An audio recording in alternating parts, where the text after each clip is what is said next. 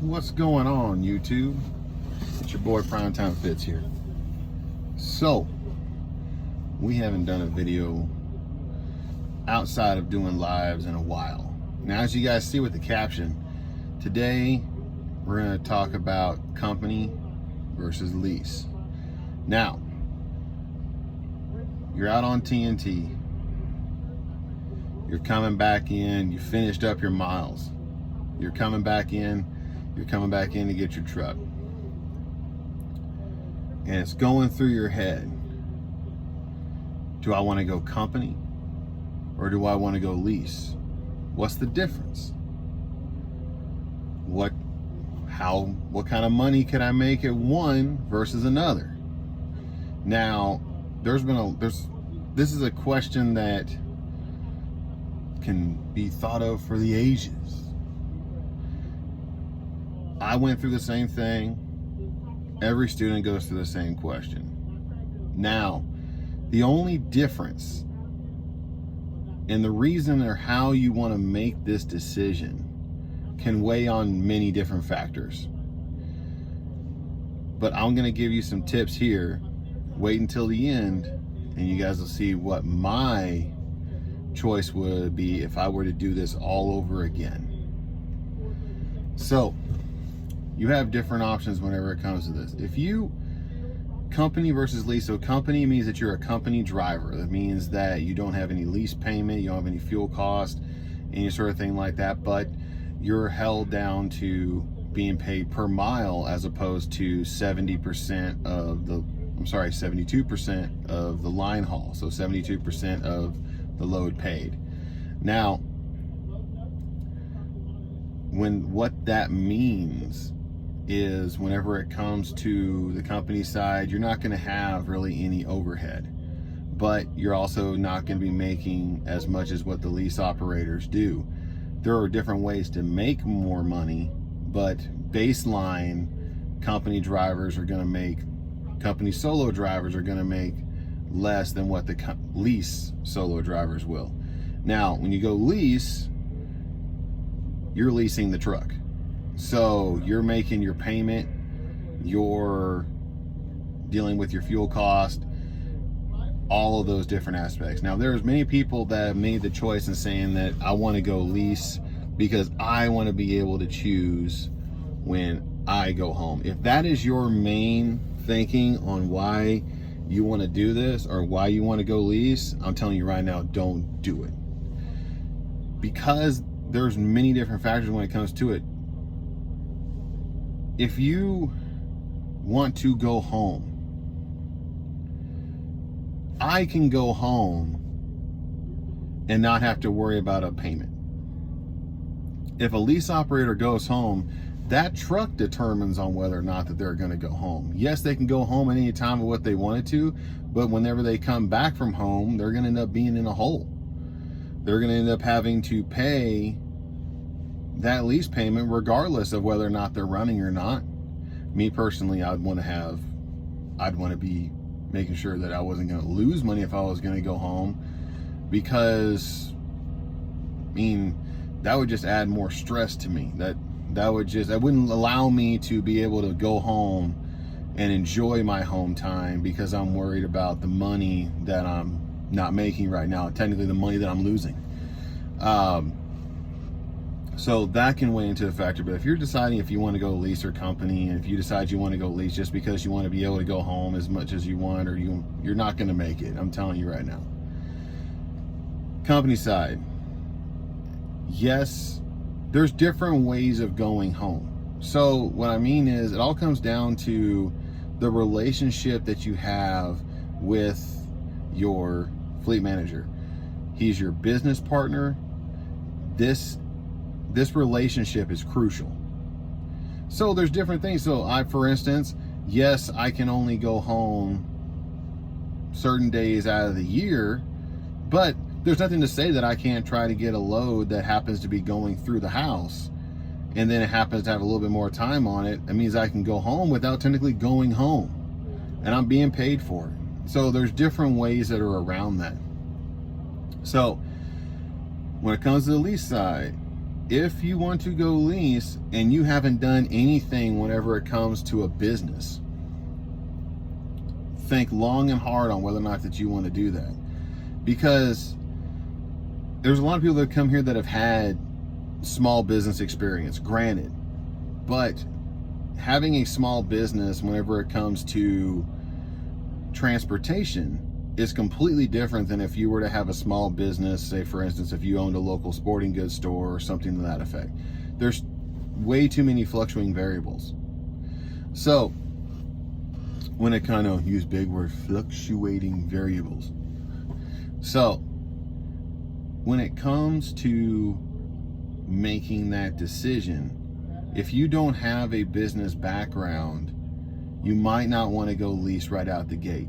The way that what I normally tell my students is I want you to go company for that first 6 to 9 months. The reason being is that that's going to allow you to get your feet underneath you. You're going to be able to learn how to manage your truck. You're going to be able to learn how to manage your miles per gallon, which is one of the major overheads whenever it comes to the leasing side. You're going to learn how to manage your fuel. You're going to learn where the good loads are coming, where not to go to get bad loads. If you were to get a good load going into a really bad area, you don't want to take that load because you're not going to get a good load coming out. So you want to end up going, if you want to take a lower paying load that goes into a place that has, say for instance, the meat belt, which is mainly the central part of the United States that have all of our meat packing, you can grab that because you know that you're going to go into a place that's going to have a very good paying load coming out. So there's all of these different variables when it comes to it. And that's why I tell them, look, understand what you're doing. If your aspirations are to go lease, go company first, do it to where you have less stress on it. You're still learning, you're still understanding how to end up running that business, but you don't have all of your skin in the game. You have enough to where you're understanding cause and effect, but also it's not going to determine whether or not that you're going to eat or not that week. So it can come down to that. If you don't know what you're doing and you go straight into lease and you decide that you want to get the expensive truck, that you want to fuel anywhere that you want to, that you want to run full on at 65 miles an hour with a full load, you want to do all that stuff and you're losing all kinds of money, you're not going to be profitable. But if you're doing it on the company side, a lot of those things are taken care of for you. Learning maintenance cost of your vehicle. When you're leased, you have to take care of all your maintenance costs. So if something goes down, if something breaks that's not warranted, you're going to end up having to pay for that. Now granted, yes, there are a lot of times that there are warranty items whenever it comes to the truck, but there's those times that you may not have that.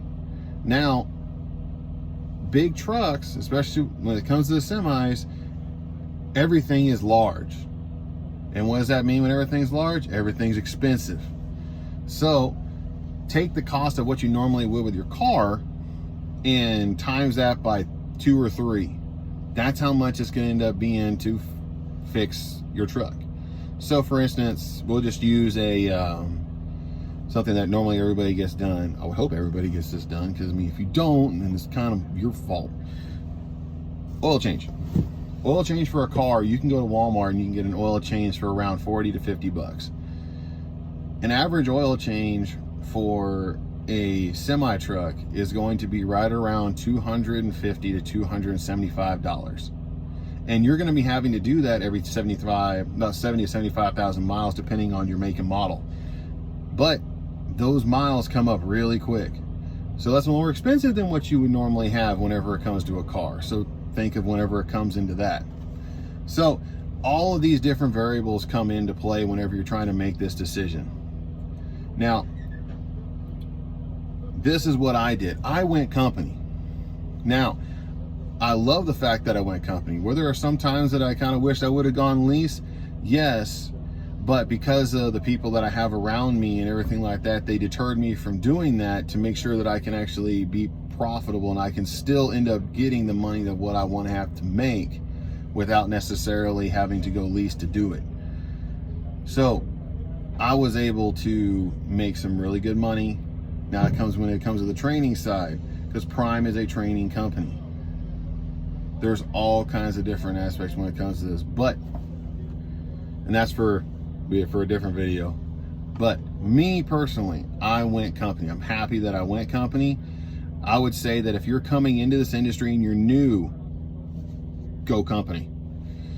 The reason why I say that, you're going to be glad that you did, and at the end it gives you a chance to decide. You might not even decide that you want to do this job, but you can still end up walking. Yes, you can walk away from a lease payment, or you can walk away from a lease here at Prime. But the thing is, you've also invested a lot of money into that. I can walk away from the job of what I'm doing now as a company driver, and yeah, I'm not going to be getting paid, but I'm not going to have a lot that I'm going to have to pay back. Or I'm not going to have a lot that I put into it that I'm going to lose. So go company first. See if this is something that you want to do. And then at 6 to 9 months, make that informed decision on whether or not that you want to go company or you want to go lease. Now, granted, yes, I understand everybody's got different reasons for why they would want to go lease. And I understand that people have bills. Granted, understanding your priorities are in the right way, because you know you have to be able to make a certain amount of money, but you can still end up making right around the same amount of money doing the company side in the right way. So at the end of the day, my choice of what I would say go company. I went company. I tell all my students to go company. If you end up going lease, make sure that you're making an educated, informed decision about it. Don't be dumb. Don't go get the super expensive truck with all the options.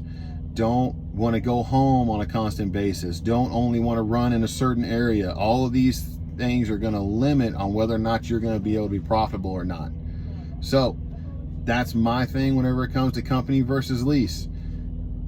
If you have any questions, go ahead and shoot me an email. My email is going to be down in the description. Go ahead and like, comment, and subscribe. Ring that bell up there in the upper right hand corner.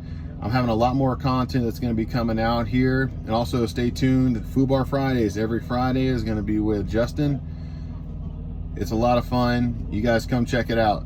Until next time, this is going to be Primetime Fitz out. Hey, thanks for watching the video. If you've always wanted to get your CDL but not knowing how to do it, I want you to go ahead and go to driveforprime.com.